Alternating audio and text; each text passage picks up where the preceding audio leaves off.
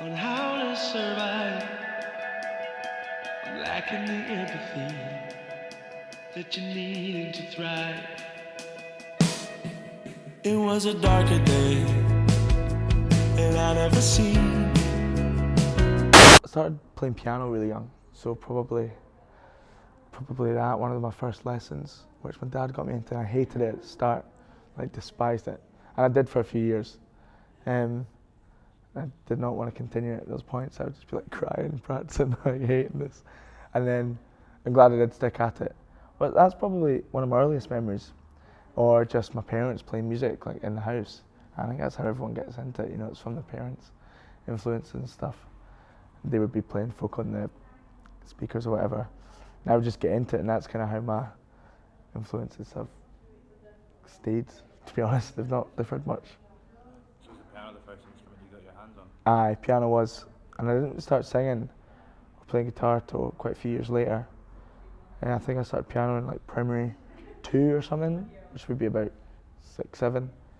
And I didn't start singing till about 11, 12. I didn't even think about singing really either. But yeah, piano was the first. And it's still like the primary instrument for me. I went off, like my first gig, I just did guitar with a loop pedal and kind of tried to hold that Ed Sheeran thing. And then realised that everyone else was trying to hold Ed Sheeran thing.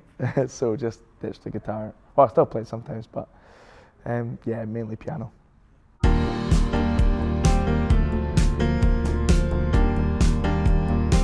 Well, my first sort of live performance experience was through musical theatre. I did a bunch of shows with a company called Four Children's Theatre in Edinburgh, and did them for, I think my first gig was I was 14, and I was doing shows from about 10, so I didn't gig until I was about 14, and I was supporting my cousin's band, Acrylic, who are still on the go, and a great band, at Cab Vol. Yeah, it was Cab Vol. And like I thought I needed to write an original because I can't have all covers. So I wrote an original, and then it just kind of got the bug for it. You know, it's such a good feeling going out, and I'm sure everyone says that, but it's good, the adrenaline hit and stuff. Yeah, I just kept doing it, and quite a lot. I remember the first few years I did a lot of gigs across Edinburgh. I've quieted down a bit now, but yeah, I always try to make it a good one when we do gig. Bump that she will never show. Who gives a fuck, I have to know. Yeah, I did an EP first, and which obviously now looking back I would be telling myself probably not a good idea to do an EP straight away, but no, it was, I recorded it myself, like produced it all myself, and you can hear that from a 15-year-old production point, but yeah, it was a great feeling, so cool, like getting the artwork and stuff together, and I quite enjoyed all the admin stuff, and I still do, all the boring shit, but it's a nice feeling, especially the response that folk get, and when people like the song, and even now still maybe wanting to hear an older one at a show, that's lovely, but we don't do it because they're crap songs. Everybody wants to live a little bit, doing another wonder. Dry your eyes, this door. No, I've got a great band, and a bunch of my best mates play with me, and thankfully they can play with them much better than I can. So we've got, and most of the stuff on record recently has just been strictly band instruments, drums, guitar, bass, vocals, piano. It's not really much else. There's a few synths in there, but you want to try recreate it live, I think, as close as possible, and I'd rather not use backing tracks at this stage. But no, it's good fun. By the time we go into our studio, the song's pretty much there, and I do know what is going to happen with it, because I've done a few demos, or like most of the stuff recently I've handed in for uni work, which has been helpful because I've got it done, and so I know exactly what it's going to sound like in studio. So it does save time and money doing that. But now I've got a great band to help me out with that, so yeah, so thank God for them.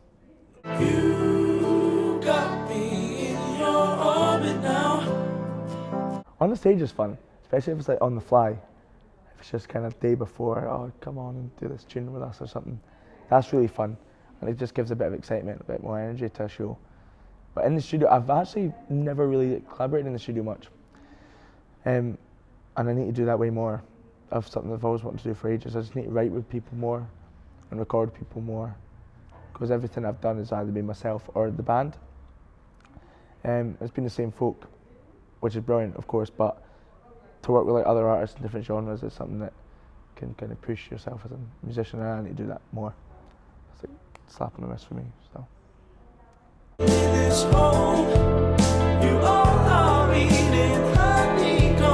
Well, it's probably because I'm not getting like inspiration or getting inspired anywhere else, or in my house, for example. I just kind of, you can write however many songs by the piano, but then you just get bored trying to find inspiration or forcing yourself to look for it, which can kind of, I think, can lead to some maybe not as good songs.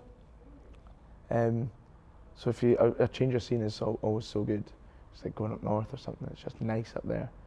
And it can open your mind a bit, and you stop thinking about everything else, and then you focus in on things that you maybe you're not aware of, and even just wee things like the scenery or Scotland, or feelings that you don't maybe quite get in the city or something. But yeah, just that's one thing in terms of songwriting I struggle with, like finding inspiration. I don't write many songs, but when I do, I kind of get them in short bursts. So maybe do 3 in a couple months or something. And like I know that's not a lot, but for me that's quite a bit of writing.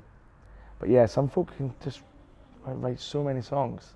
I'm envious of that. I wish I could.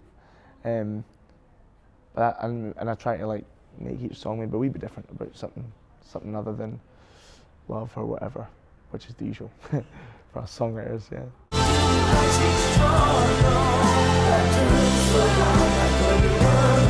Just saying, get away from home is a good thing, but I've been trying to write more about home recently, I think, and like people around me, and my friendship group and stuff, because they're a big inspiration, even if it's not directly writing about them, like things they say or what you do get up to with them can be really like good material for songwriting. I think recently I've been trying to write a bit more about that. Other than that though, I think I'd have to like sit down and analyse my lyrics to have a look. There's maybe a few like threads here and there, not that I can totally think of. We sailed the 7 seas. I will listen to it, yeah. Someone asked me this the other day actually, and I always feel embarrassed saying it, but yeah, I do like listening to my stuff, because I think if you're writing music that you didn't, like I write music that I like to listen to, like pop songs, and if you're writing music that you don't enjoy, I just don't get that. I feel like if you write music that you don't like listening to, yeah, I find that quite weird. I don't know why. It was quite hard to understand why you would be doing it then, but that's just me. And everyone is different, of course. But no, I would listen to it. I'm bad, like analysing it. Quite perfectionist in that sense. If I hear mistakes, I'll never unhear it. And there's some stuff that's out, which I can hear stuff and it's like, oh my god, I wish I'd noticed that, but it's out there. What can you do? Baby, I will never be blinded when I know that something has died. You can see the sparks. I think because of my influences in like musical theatre, and I started doing shows and stuff. It's all very theatrical, like big endings, and they all in a sort of progression of a piece of art. They do sometimes start quieter and grow, or like the finale of Act 1 is always big, smaller, like One Day More in Les Mis. It's like starts so small and it's a huge ending. And I like the feeling that you get from that. It's quite nice listening to a song. It's building. It's maybe quite long, like 5 minutes. And by the end, it's just this huge sort of crescendo of instruments and stuff. And I really like that when I listen to stuff. So I try to recreate it in my songs. I'm starting to notice though they're all doing that, so I might need to veer from that structure for the next couple singles. They don't. I will never be blinded. Please forgive me if I get blinded. Yeah, so Robin is in my band, and she's got her own project called Rap, which is brilliant. I play piano in that, and we've got a single out. Check it out. But no, she's an amazing vocalist, and quite a jazzy, like soft tone. I just loved her voice, so wanted to highlight her in that song. Because yeah, she's great, and it works well, like the male female vocal, and live we do like some harmonies which are nice, which aren't on the track actually, which again wish they were. From the things listening, like, I wish I put that in, but nah. So that's why he's come see it live. Yeah. Baby, I will never be blinded when I know that something has died and you can see this. Yeah, I think so. I would like to do that. It'd have to be, I think you'd have to find the right voice. Sometimes you can get collaborations where voices don't maybe work together, just feel like tone and the nature of people's voices. Maybe one's too sharp, and my voice is like quite, I guess quite maybe husky, and Robin's is quite similar in that sense, I would say. She'll probably totally disagree with this, but yeah, I think that's why it worked so well.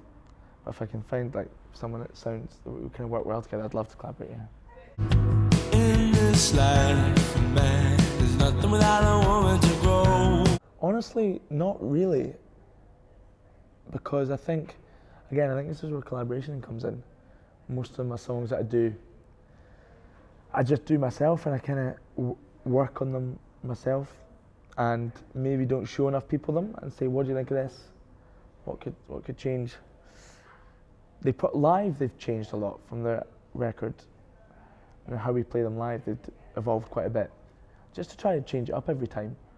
But from demo to actual song, I wouldn't say they've changed an awful lot. There's one, Question of Love, the most recent single, was really different actually. It did not sound anything like how it does now. Demo had like a big cheesy synth hook line in the chorus, which we took out. And yeah, it's got a total different vibe now, which I really like. I like how we went with it, but that's the only one I can think of that was totally different in the demo. There's a few in the EP that we've got coming out, which I guess are quite different from the demos, but no one will ever hear those demos, so who cares? I'm burning up. There's something that I wanna. I think might be the next one. It's just a cheesy Elton John style Billy Joel pop song, which I really like. I'm really happy with it. And then there's a couple softer ones, which are about different things. Which weirdly, I kind of talking about inspiration.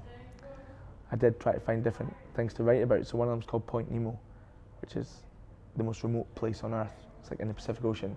You're thousands of miles away from anyone. I was just talking about I wish I could go there. So it can't be arsed with anything. You want quiet, you want peace and quiet. But it's kind of taking it to the extreme, and it's exploring that. I was happy with that, how that came out.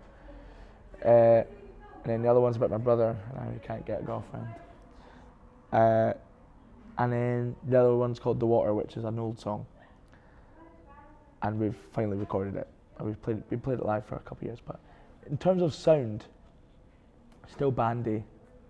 Maybe a wee bit more ambient. But no, it will, if you like the stuff that's been before, you will hopefully like the upcoming stuff. Baby, I will come back round. Baby, I will go. I think it should work acoustically, first of all.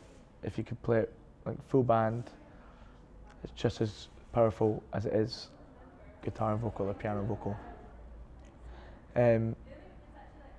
I think it should have a good, I think melody is really important. Like, lyrics are important, but melody I think is more so just in terms of getting it in your head. I think that's what makes a good song, like an earworm. I'm fascinated by what makes songs catchy. And I think a nice melody is the primary element, and then if you've got an amazing lyrical content, or it's about something quite different, that can just elevate it to a whole new level. For me, my favourite songs, I think one of my favourite songs is probably Vincent by Don McLean. It's just like beautiful, about Vincent van Gogh. And the melody's lovely, and then the lyrics are just so like poetic, and the imagery is amazing. And that combined is just like a perfect song for me.